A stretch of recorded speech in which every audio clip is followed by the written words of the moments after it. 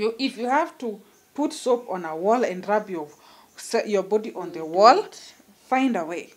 If you have to when the food is put on the table, you put your face into it and eat like a cow, or just do it. She was black, blue, purple, red. She had porridge, ugali, rice, soup, everywhere. She was discolored. Oh my God. It hurt me so bad. Yeah. I literally took her to the bathroom with that mawe, with a brush, with a gunia, and scrubbed the cleanliness back into her life.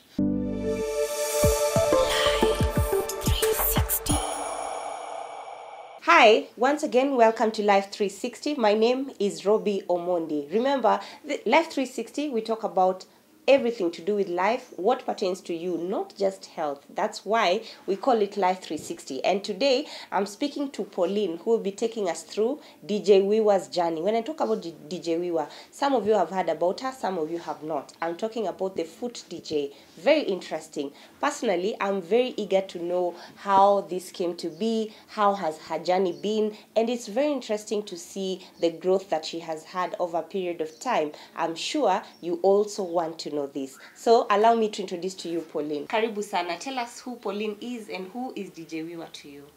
Oh, Pauline is a happy, jovial woman. Yes. She's the firstborn in a family of 4. She's a mother. She's a driver. She's also DJ Wiwa's big sister, caregiver, manager, and acting mother. Who is DJ Wiwa? What are her full names? And if someone who does not know her, atamjua aje?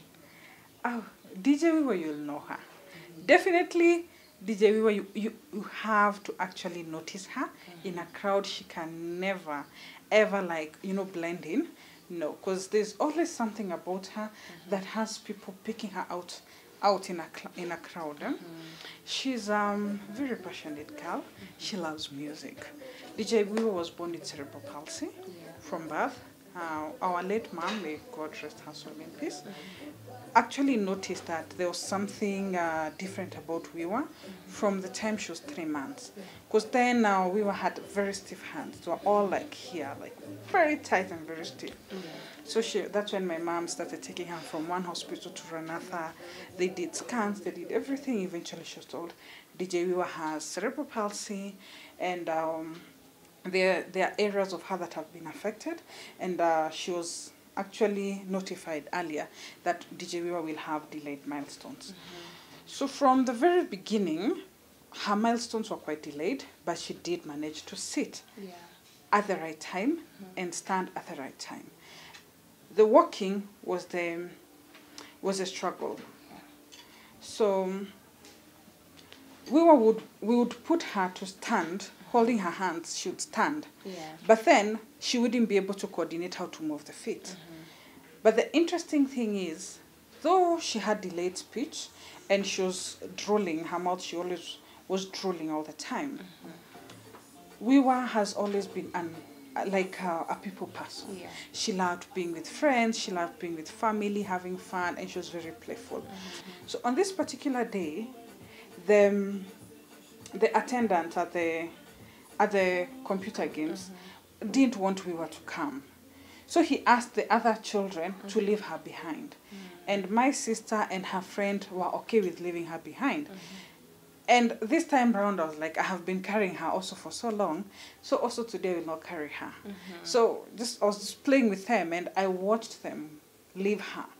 And it was them, they were sneaking away. We was in the middle, and I was at the far back, watching them. And when they turned, we used to live on, our house had floors. So as they went downstairs, Wiwa was scared. They are leaving me. They are going to play, computer games. I have the money. No way. And Wiwa just threw her feet up, and she stood and she ran. Wow. And that means that was a milestone which she had not achieved before. Yes. And from her being left behind by friends and other people made her want to do something different. Take note, by this time she was like around 4 years. And from 1 year all the way to that age, Wiwa would be crawling on her bum. Wiwa, having been walking with her bird all along, and her having the desire to actually be, you know, independent, in motion, just in motion, was the driving force for her to actually walk. But all through, like even when I was carrying her, there would be music all around, like the village. There was always music in the small town we grew up. So Wiwa would always be dancing. I would be carrying her on my back, and because she can't hold on, she'll just be swinging like this to rhythms of music. Meaning that the urge and desire for music and to play music started at a very young age. She had that drive for, and the love and the passion for music. There's this Kikuyu song that my parents always used to play. And she learned to talk by that song, by that music. So music has always been her blood. And it is her passion for music that our mother identified. And when she was literally now, you know, struggling through college, she's done tourism and business. So while doing that diploma, that's when mom was like, since you love music and you do everything like household chores, cleaning, cutting, spreading the bed, all these things she does with her feet. So mom was like, why don't you try and consider DJing? You see if you can be DJing with your feet. That can be something that, you know, it's an art, it's a trade you learn, and it will never leave you. So Wiwa took it up then. Before long, she's doing her diploma in tourism, and now she's already now decided that she wants to take up DJing. And now she even finds the name, and the next time I see her, she has a bracelet on her hand, written DJ Wiwa, and I'm like, okay, what is this? She tells me the whole story. I'm like, okay. For me, it rang as bills. More bills. In my head, I was thinking, now you get your papers, and then now we move on with other things. Now you've not even had these papers, and now you want something else on the side. Maybe before even we get to now she's done with school, how was it going through school for her in terms of the process? Because now already having cerebral palsy is not easy in the system. Was being in school easy? Was it a day school? Was it a boarding school? Did she have to go to special school for her to go through this education system and actually now maneuver it through? Wiwa was a very bright young girl, young student. She was always 1, 2, 3 all the time. I would always be the one going to pick her present on closing day or parent day. That was in primary school. She went to a private school, the first classes. And then now the upper classes, she went into a public school. And it is at this public school that we heard of special schools. And when we heard about these special schools, there was supposed to be some form of assessment, which the government does. So it has like a day where all children come together, brought there, and they're assessed, and now placed into special schools that are best suited, depending on their, you know, spectrum. So now Wiwa was placed at Joytown, Thika. It's a boarding school. Remember, at home by then, Wiwa is being fed at home. She's being bathed, dressed. Practically, we were doing most of the things for her. By then, she did not even know how to do things with her feet, because we were always there. She was loved. She always had someone to help her. So now we had been told that now in this school, they have dorm mothers, they have caregivers who help take care of them. So confidently, she was enrolled in school. Oh, shock on us. Shock on us. I remember when first term closed and I saw my sister. She was black, blue, purple, red. She had porridge, ugali, rice, soup, everywhere. She was discolored. Oh my God. It hurt me so bad.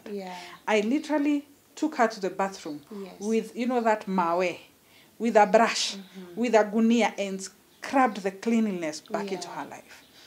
Like, why was that like that? Why yet they have people to do the cleaning and take care of them? That's what they were supposed to do. In this school, it turns out it is everyone for themselves. So you have to make friends amongst your peers who will be able to help you clean yourself, to help you feed and everything.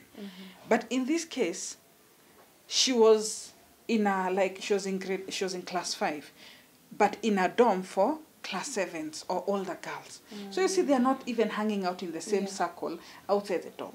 it was hard for her to make friends. So that means she doesn't have friends the first time.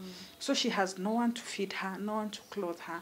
She would always find it hard. Yes.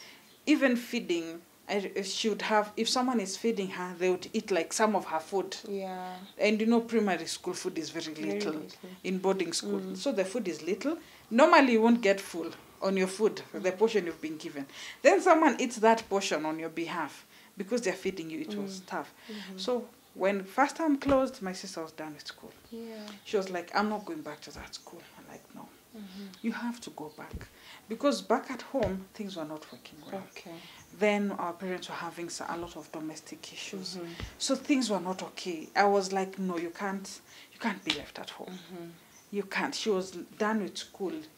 Literally, she had called it quits. So we found a way. We tried to encourage her. I was like, no, if you have to put soap on a wall and rub your body on the wall, find a way.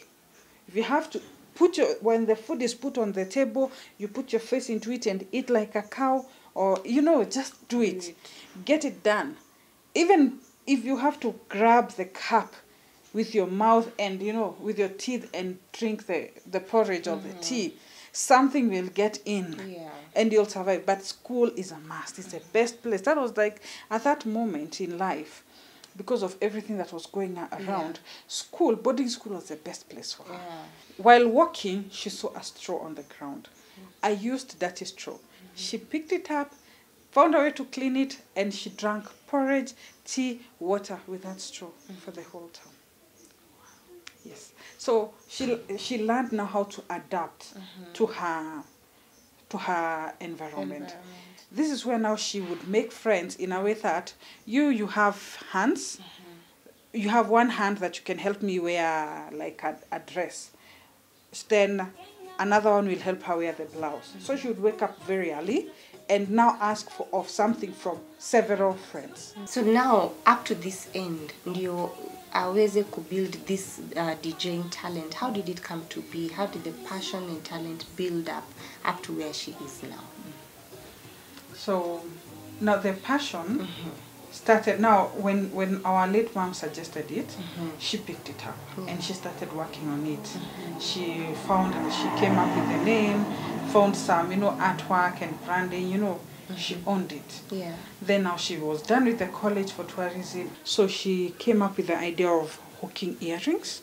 So she would send me at first to buy earrings for her in wholesale. Then now she would carry them in a small paper bag and she would go selling. So at first, you know, when she first began, there are people who would see her with a paper bag and they would just write her off that she's here to beg. So they would give her some money. They would press a 50 bob into her hands. But when they finally knew what she was there for, to buy earrings, at times she would go to one shop and they would buy everything from her whole store. She would go and 15 minutes later she's back in the house. She sold all of them. So she kept the proceeds from this. Then now she expanded the business now. So she was not just selling earrings, now she was selling dresses as well. So the proceeds, she put them together, and now she came to us and told us, this is what I have. And now I'm ready to go to school. It was not all the money, but it was a substantial amount that it challenged us. We had already inquired about the school. We knew the school fees. What we didn't know was whether she was going to be, you know, enrolled, yes, if they were going to consider her. So now I was tasked with the new challenge of actually going to the college and, you know, presenting her papers so that she can get admitted. Then now the challenge came in. I explained to the management. Then now they told us that they could only now take her in, then for like a week or two, so that they can, you know, assess whether she's able to actually take the course all the way to the end. The key word there was, she can come. For 2 weeks was not relevant to us, because I went and told Mom. They said, she can come. It was on Monday. Found her a hostel. The school fees was paid, full school fees. So she enrolled with full school fees, hostel fully paid, meals, everything. So it was not up to the school to know if she's staying for 2 weeks, you have to refund the extra. Oh, the extra amount, because now Yes. you've already paid for the whole Everything. semester. Yes. So when she went to school, she got enrolled. And the interesting thing is, her classmates were taking the course in such a, relaxed manner. Yeah. When they saw her first day, they're like, okay, see how this is happening. So Wiwa would be the first one in class, last one to leave. Yeah. She worked hard for it. She worked so hard. By week 1, she was done. She was like, I'm done. She called up Mom, told her she's ready to quit. Mom was like, no, you can't quit. You've never quit at anything in your life. Yeah, why this one? So now the second week now, when she went back to school, now this time she had vigor. We had visited her at the hostel over the weekend, encouraged her. And now it was now this 1 week that she was not ready to give it her best. And when she went back to school this time, everything was different.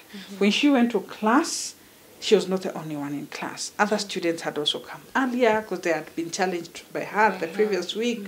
She was now making friends.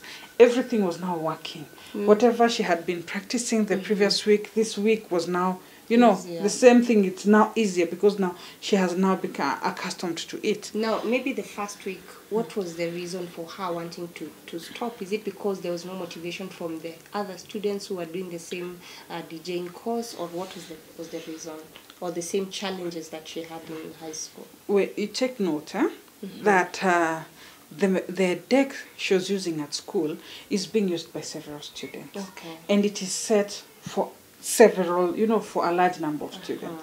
So in this case, when she's using it, the knobs were very, just feather touch was what they required for them, for everything to work. Just, fingers. The machine is accustomed to fingers. All right. Now she's pressing everything with the hands, with the feet. Yeah. So a knob that needs just a little touch. Imagine giving it a little touch with your toe. It will go all the way. Yes. So those are the challenges. Okay. But now by week 2, she was now able to know what amount of, strength to use when pressing this knob, when moving this other one. Now that she was at that. Most organizations would refuse to set up on the ground. That was the challenge. So her having been aired by the media, because it's not a small feat what she was doing then, she had attracted the media, so she had been on the media for a while then. So this time round, she said that was the challenge she was experiencing. And the Kenyan DJs, they came together, the big DJs back then, they came together, and she got her own deck. So they bought her a deck, and she now had a pay bill, and she was managed to raise money to buy a laptop. Yes, like the good quality ones that can handle the pressure her foot is exerting on the machine, and that they are set for her. So no one touches her machine, she doesn't share, that is good. So that she's able to work with them. Yes. Now, how has the journey been since she started DJing? When did she officially now brand herself as a DJ and even start getting booked for gigs and performing in different places? Immediately after she graduated. That's when branding herself as a DJ was before she enrolled for the classes. But then now, while she was taking the course, she wouldn't get gigs, but she would accompany her trainer to gigs. But then now, when she got now the donation of the machine and the equipment, now she was able to actually present herself.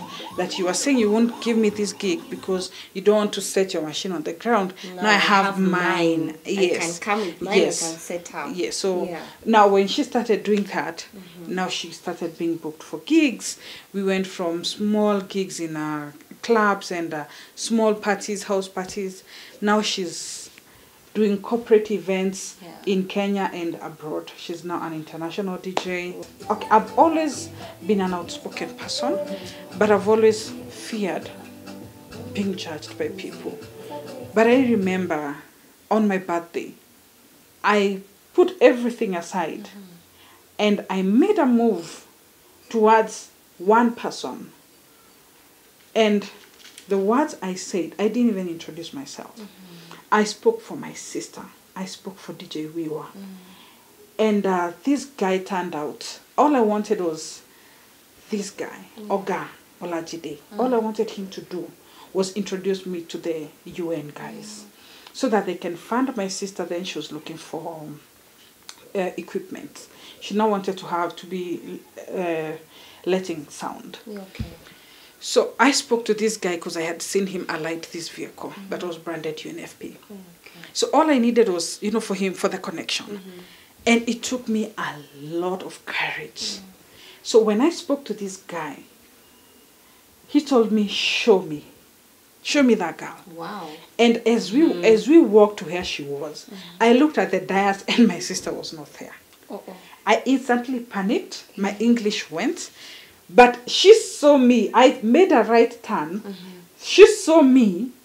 She saw the look on my face. And she knew right there and then she needs to be at her station. She shot up, ran to her station, sat down and started DJing. By the time I got to the stage, she was there. Okay. And at that stage, at that moment, she had deciphered that this guy is Nigerian. And she started playing Nigerian music. Oh, wow. She had this guy's favorite music. Those things are just for right. Yes. And what blew my mind, this guy was the guy to talk to in the UN. Oh. This is the guy to talk to if you need something. Yeah. So it just happened that he's there and it's the one you're talking to.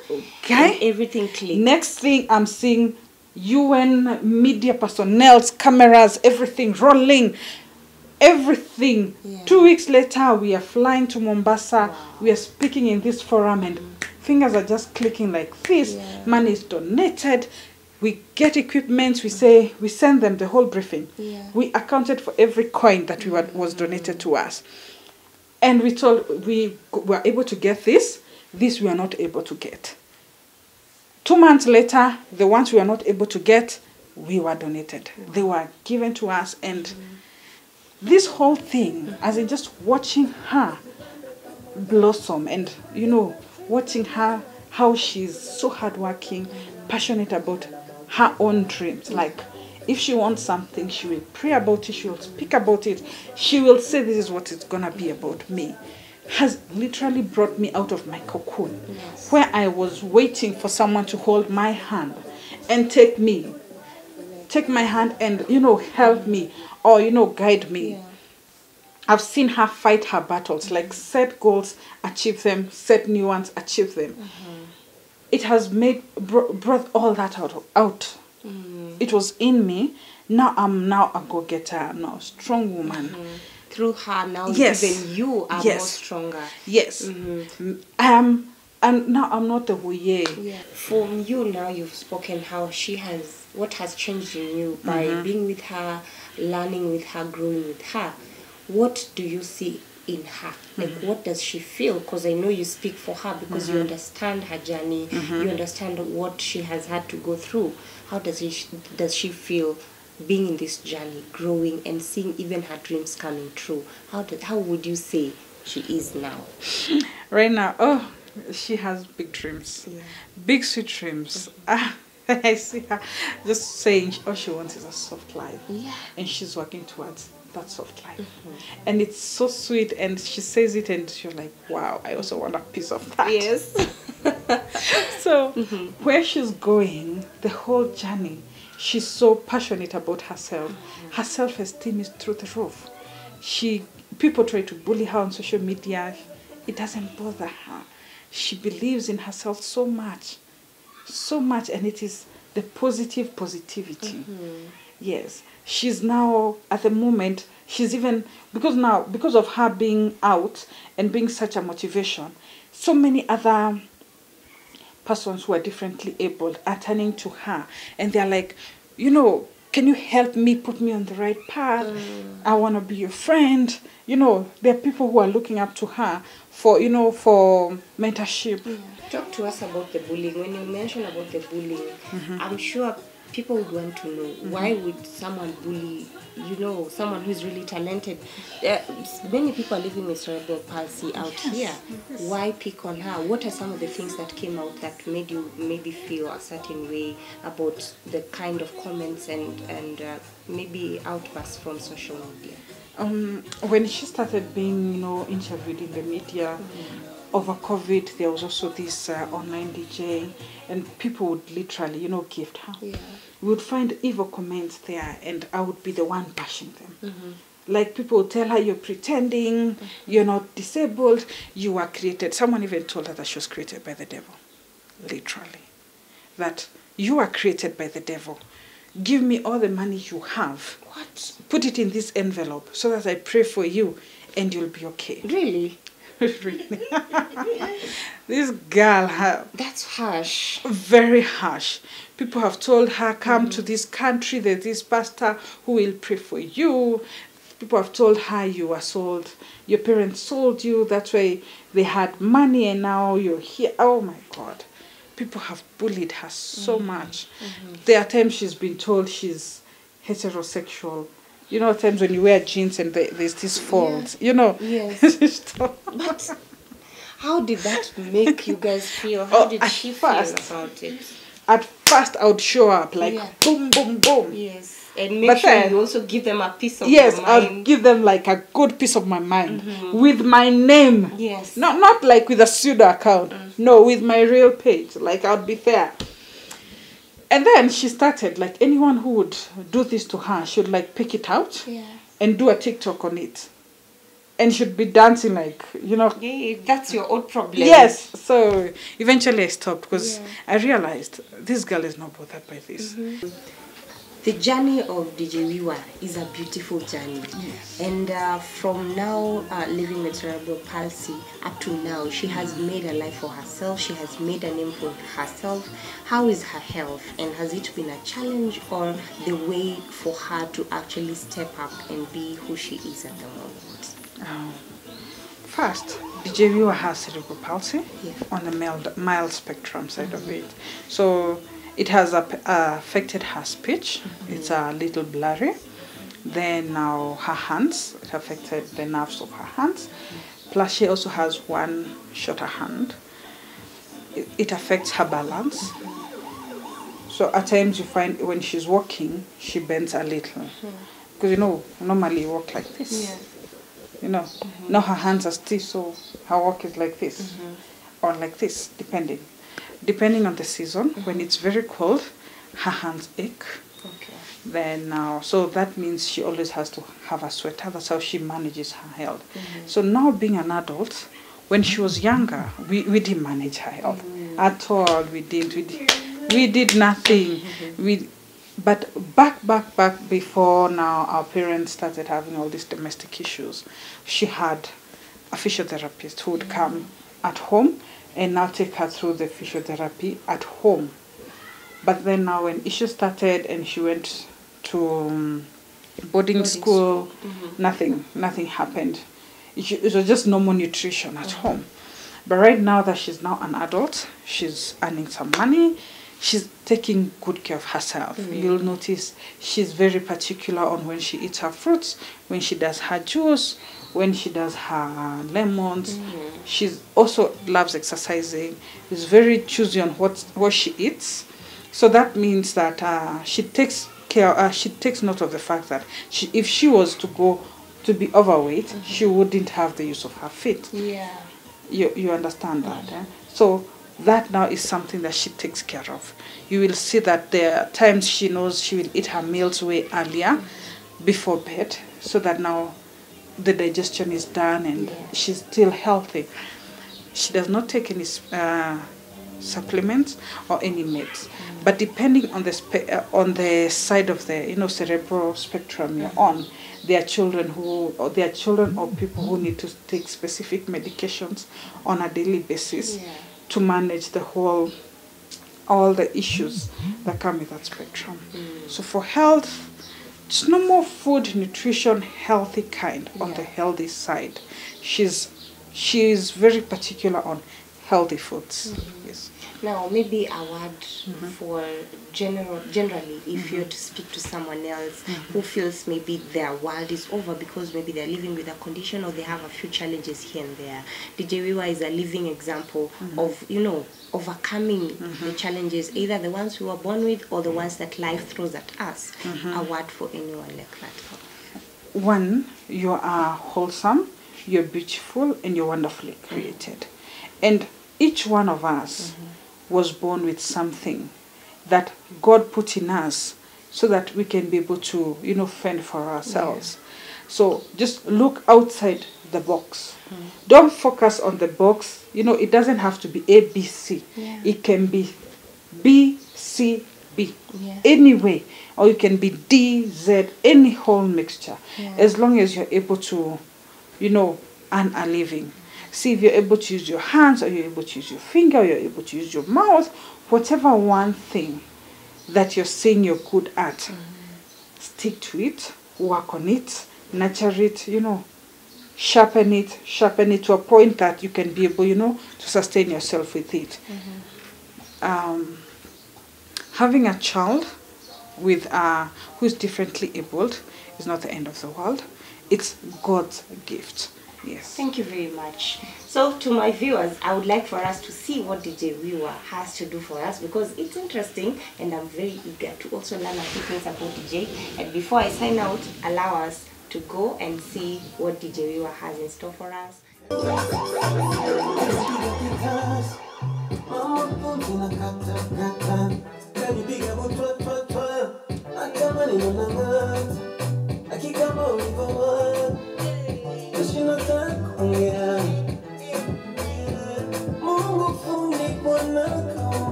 That is DJ Wiwa. Thank you very much, DJ Wiwa, for having us.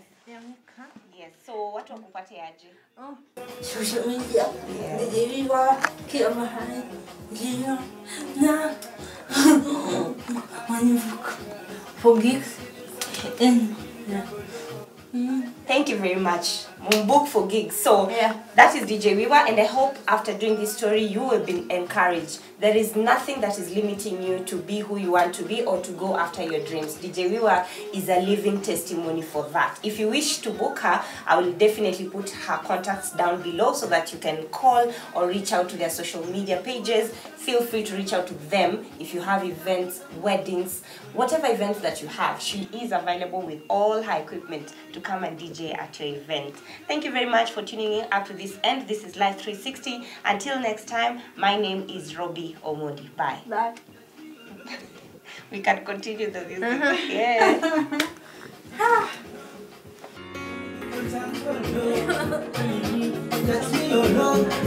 Let me give you jungle love.